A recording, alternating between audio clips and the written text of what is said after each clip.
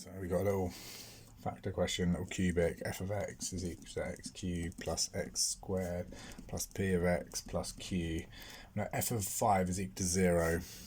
So f of 5 equals 0. That implies 0 is equal to, and we substitute 5 in here for x plus 5x plus q. And we're going to get simultaneous equations. So that gives us, if we call that equation 1, that's going to give us 125 plus 25 plus 5x plus q. So we get 5x plus, hang on, 5p, that should be a p, that should be a p, that should be a p, plus q is equal to, let's say, minus 150. And then the second one is we get f of minus 3 is equal to 8. So 8 is equal to minus 3q plus minus 3 squared.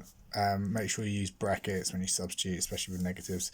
So we're going to get 8 is equal to minus 27 plus 9 minus 3p plus q. So that's going to give us minus 18 plus, so that's 26, isn't it? So minus 3p plus q is equal to 26. I'm going to write the other equation here. 5p plus q is equal to minus 150. If we take those away, this take away, so we get minus 8p is equal to what? This take away this, so it's going to be 176 to 22. P is equal to minus 22. Put that back into one of the equations, I guess this one. Minus 3 times minus 22 plus q is equal to 26. So that's 66 plus q is equal to 26. So q is equal to minus 40, is it?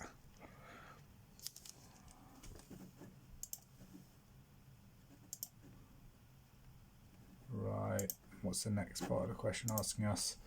So that's oh, hello, gone off a little bit. That's the first part of the question, isn't it?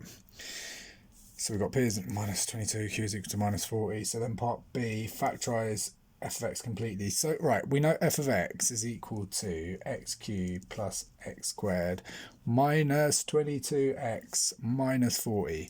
Right, we also know one of the factors. We know that f of 5 is equal to 0. So that means we know that f of x is equal to x minus 5 times some quadratic, ax squared plus bx plus c, right, which is equal to x cubed. I'm going to do this using comparing coefficients.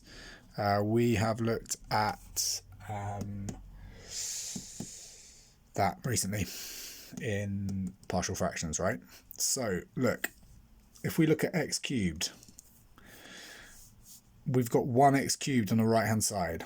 So a must be equal to 1, because the only thing that's going to give us an x cubed is that times that. So a is equal to 1. Right, if we look at the constant, we know the constant's minus 40.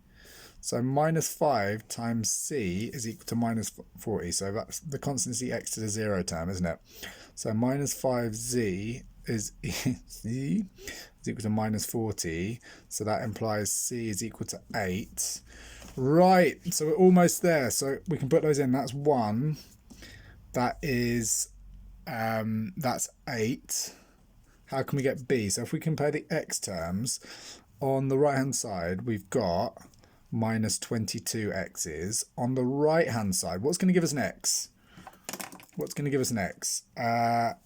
So we're going to have minus 5 times b, so minus 5b, that's going to give us an x, and then x times 8 plus 8x's is equal to minus 22. And if we then solve that, we're going to get minus 30 divided by minus 5b is equal to 6.